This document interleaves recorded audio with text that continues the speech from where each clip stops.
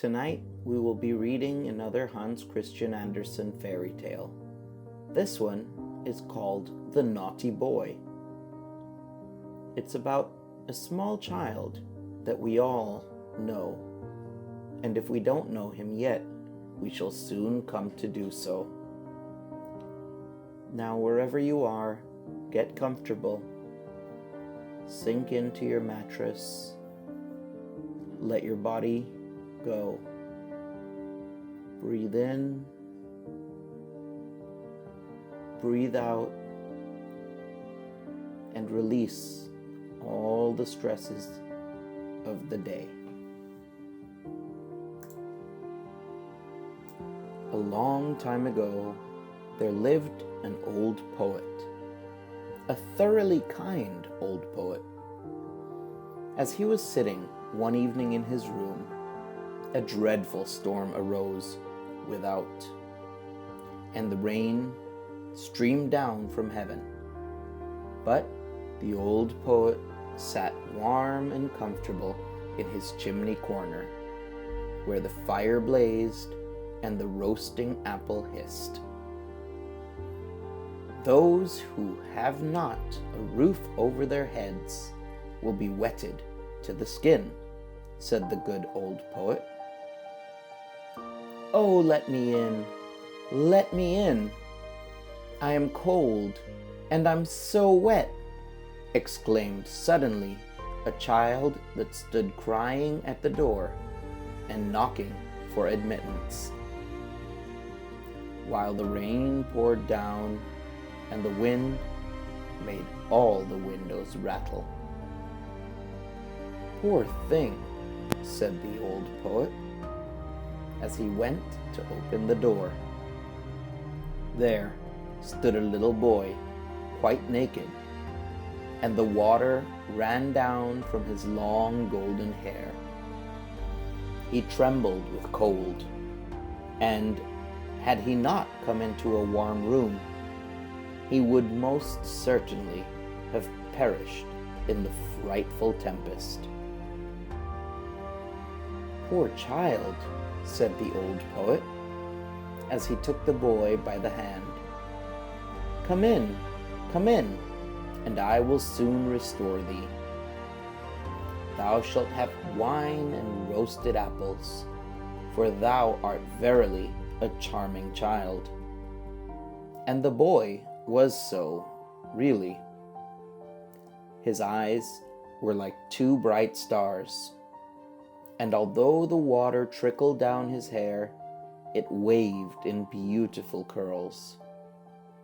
He looked exactly like a little angel, but he was so pale, and his whole body trembled with cold.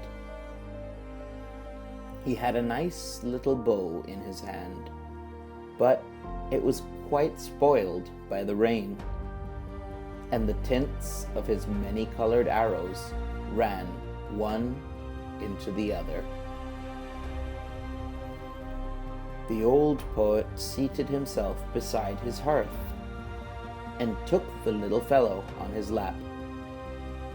He squeezed the water out of his dripping hair, warmed his hands between his own, and boiled for him some sweet wine.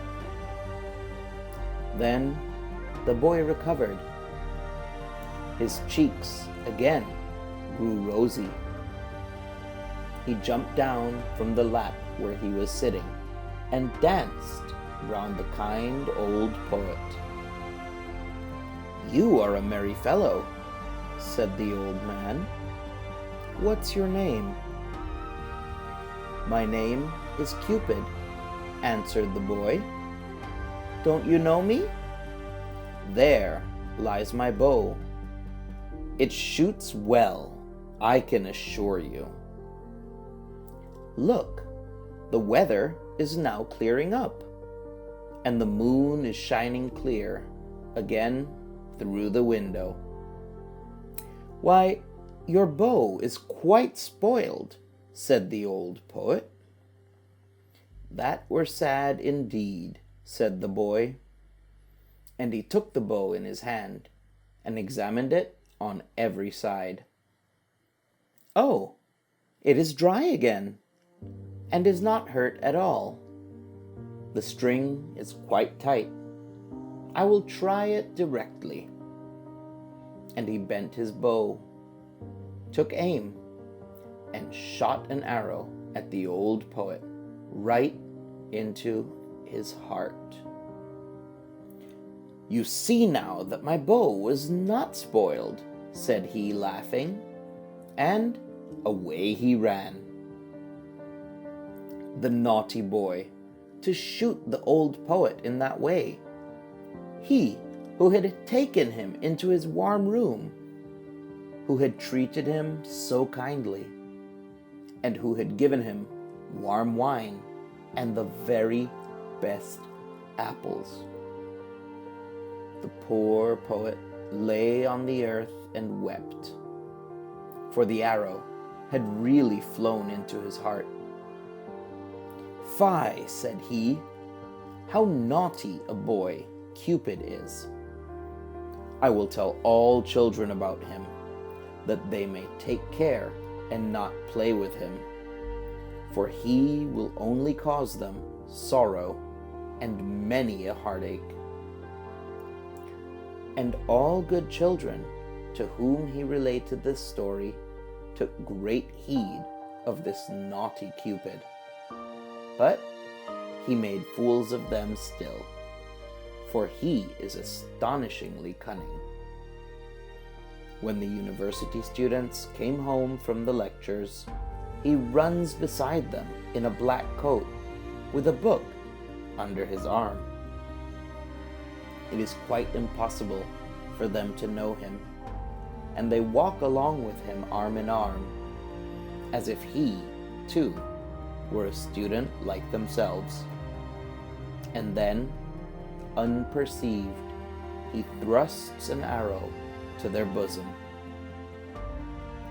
When the young maidens come from being examined by the clergyman, or go to church to be confirmed, there he is again, close behind them.